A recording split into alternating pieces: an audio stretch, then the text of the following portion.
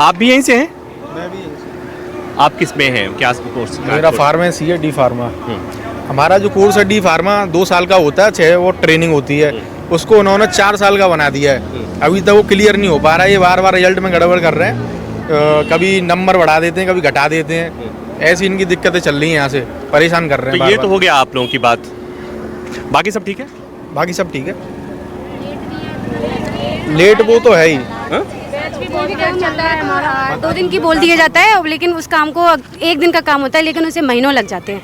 मतलब इतना दूर दूर से मतलब स्टूडेंट्स आता है, उसे वापस कर दिया जाता है। 1 घंटे बैठो 1 घंटे बैठो, फिर 5 बज जाते हैं, वो चला जाता है। लेकिन एक बात बताओ, मैं तो बहुत लोगों से बात कर रहा हूँ तो छात्र युवा तो बड़ा खुश हैं, सब बढ़िया है, करें सब। नहीं, हम तो दुखी हैं यूनिवर्सिटी से। हम तो दुखी हैं यूनिवर्सिटी से, यहाँ के छात्र हैं, परेशान करते हैं बार बार। यूनिवर्सिटी दुखी है और सरकार से? सरकार ठीक काम कर रही है। यूनिवर्सिटी अलग से? यूनिवर्सिटी उसी के अंडर में, पर यहाँ कुछ ऐसे लोग बैठे हुए हैं जो उससे कौन बैठा है? जो मानते ही नहीं है, किसी की भी नहीं मानते। मतलब यूनिवर्सिटी ठीक खराब है, यहाँ की वैसी खराब हो सकती है, टीचर मैनेजमेंट खराब है, मैनेजमेंट और सरकार अच्छी है। इसको ठीक करने की जिम्मेदारी किसकी है? सरकार की है।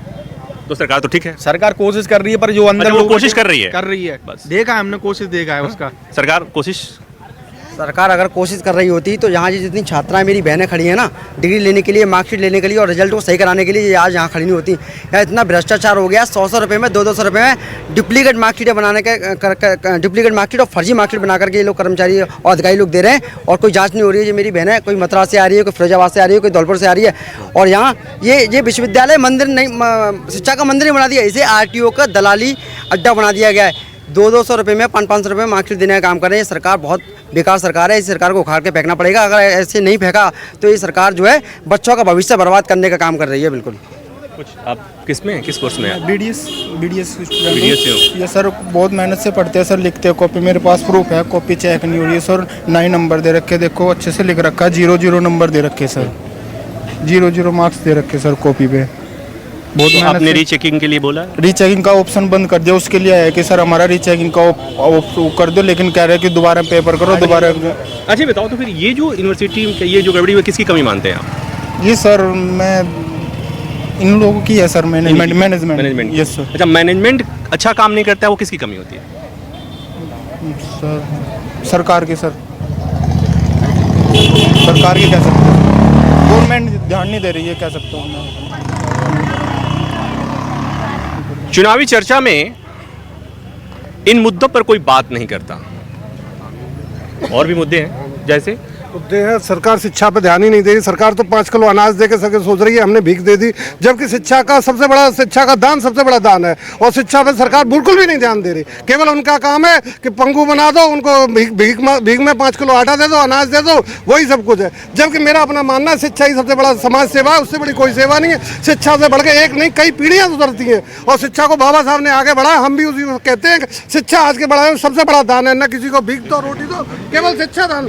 एजुकेशन पॉलिसी भी ढंग से लागू नहीं कर पाए यूनिवर्सिटी में। हाँ, पहले कहा जाता था किसी के से बदला लेना हो, रंजिश निभानी हो तो उसके बच्चे को बिगाड़ दो। आज का माहौल ये है, किसी के बच्चे का भविष्य खराब करना हो तो आगरा विश्वविद्यालय में उसका एडमिशन करा दीजिए। ऐसा है, बिल्कुल। ये आगरा विश्वविद्यालय की बात कर रहे हैं, ये वही विश्वविद्यालय है जहाँ से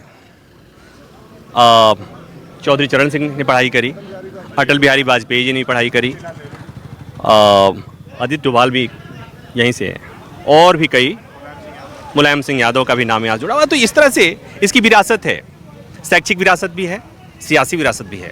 यहाँ का ये हाल है।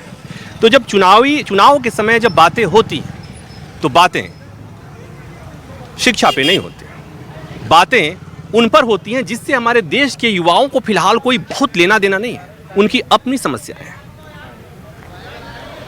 एजुकेशन फी महंगा हो गया, समय पे रिजल्ट नहीं आता, वैकेंसीज नहीं निकाली जाती, वैकेंसीज आती हैं तो परीक्षार्थी एग्जाम देकर घर जाते हैं, घर पहुंचते हैं उससे पहले पता चलता है कि पेपर आउट हो चुका है। ये किसी एक राज्य की बात नहीं है, किसी एक सरकार की बात नहीं है। लेकिन जब आप पॉलिटिकल पार्टियों के घोषणा पत्र को देखेंगे तो आपको तमाम बातें की जाएंगी, तमाम बातें दिख जाएंगी, लेकिन देश के युवाओं के लिए, शिक्षा के लिए, विश्वविद्यालयों के हालात पर कोई कुछ नहीं कहता।